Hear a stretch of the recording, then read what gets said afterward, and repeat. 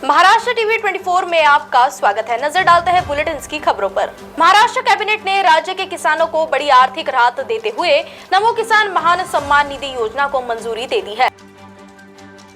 इस योजना के तहत किसानों को सालाना 12,000 रुपए मिलेंगे, जिसमें 6,000 रुपए राज्य सरकार और 6,000 रुपए केंद्र सरकार देगी।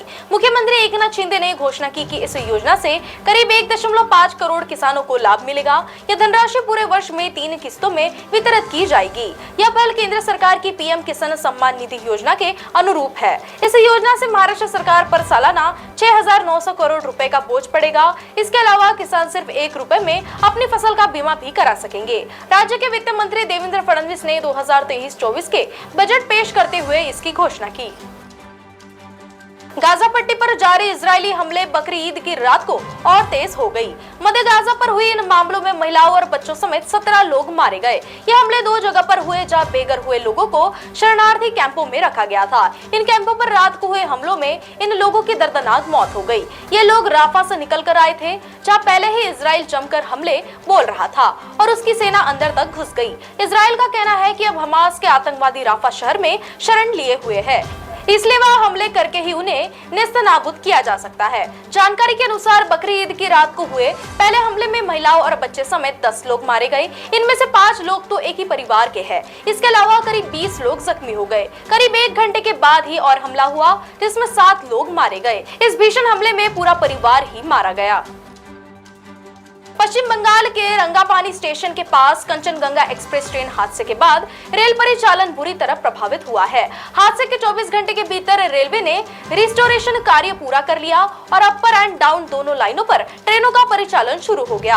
हालांकि अभी सिर्फ मालगाड़ियों को इस ट्रैक से गुजारा जा रहा है। इस कारण इस रूट पर चलने वाली कुछ गाड़ियां मंगलवार को रद्द रहेगी। वहीं कुछ अन्य ट्रेनें के रूट में बदलाव किया गया है। पूर्वोत्तर सीमांत रेलवे के CPRO सब्यसाची डे ने बताया कि रिस्टोरेशन कार्य के चलते कटिहार सिलीगुड़ी और जोगबनी सिलीगुड़ी इंटरसिटी एक्सप्रेस समेत 4 महत्वपूर्ण ट्रेनों के परिचालन को रद्द कर दिया गया है। वहीं कुछ ट्रेनों का रूट बदल दिया गया है और कुछ गाड़ियों को नियंत्रित करके चला जा रहा है।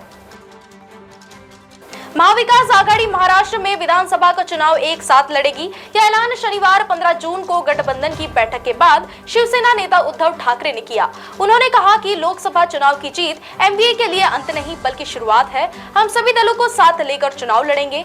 मुंबई के YP चौहान सेंटर में हुई इस बैठक में NCP नेता शरद पवार, कांग्रेस नेता पृथ्वीराज चौहान शामिल हुए। इस दौरान महाराष्ट्र की जनता को लोकसभा चुनाव में 31 सीटें जीतने पर धन्यवाद दिया। दरअसल लोकसभा चुनाव में गठबंधन में महाराष्ट्र की 48 सीटों में 41 सीटें जीती है, जबकि भाजपा गठबंधन को 17 सीटें मिली। विधानसभा की 288 सीटों पर अक्टूबर में चुनाव हो सकते हैं।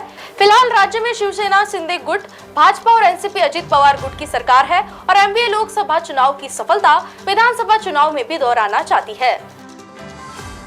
Veteran playback singer Alka Yagnik को रेयर न्यूरो डिजीज हो गई है, जिसकी वजह से वो सुन नहीं पा रही है। सिंगर ने हाल ही में एक सोशल मीडिया पोस्ट के जरिए अपनी इस बीमारी का जिक्र किया। इसके साथ ही सिंगर ने बताया कि वो बीते काफी वक्त से इनएक्टिव क्यों है। अलका ने अपनी समस्या के बारे में जानकारी देते हुए फैंस और साथी कलाकारों को तेज म्यूजिक से दूर रहने की सलाह दी है। 17 जून को अपने इंस्टाग्राम अकाउंट पर एक पोस्ट शेयर करते हुए अलका ने लिखा, मेरे सभी फैंस, दोस्तों, फॉलोअर्स और शुभचिंतकों के लिए कुछ हफ्ते पहले मैं एक फ्लाइट से उतरी तो मुझे महसूस हुआ कि मुझे भी कुछ सुनाई नहीं दे रहा है। इस घटना के कई हफ्तों बाद थोड़ी हिम्मत जुटाकर अब मैं अपने दोस्तों और शुभचिंतकों को इसके बारे में बता रही हूँ, जो मुझसे लगातार पूछ रहे हैं कि मैं गायब क्यों हूँ। आम आदमी पार्टी की राज्यसभा सांसद स्वाति मालीवाल ने मंगलवार को इंडिया ब्लॉक के नेताओं को लेटर लिखा।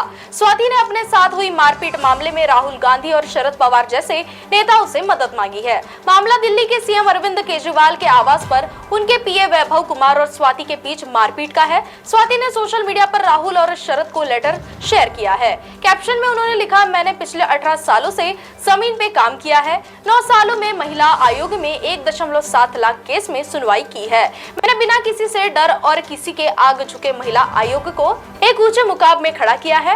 हालांकि बहुत दुख की बात यह है कि पहले मुझे मुख्यमंत्री के घर पर बुरी तरह पीटा गया, फिर मेरा चरित्र हनन किया गया।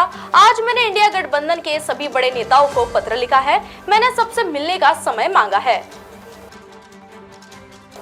महाराष्ट्र टीवी 24 की बुलेटिन की खबरों में इतना ही। देखते रहिए महाराष्ट्र टीवी 24।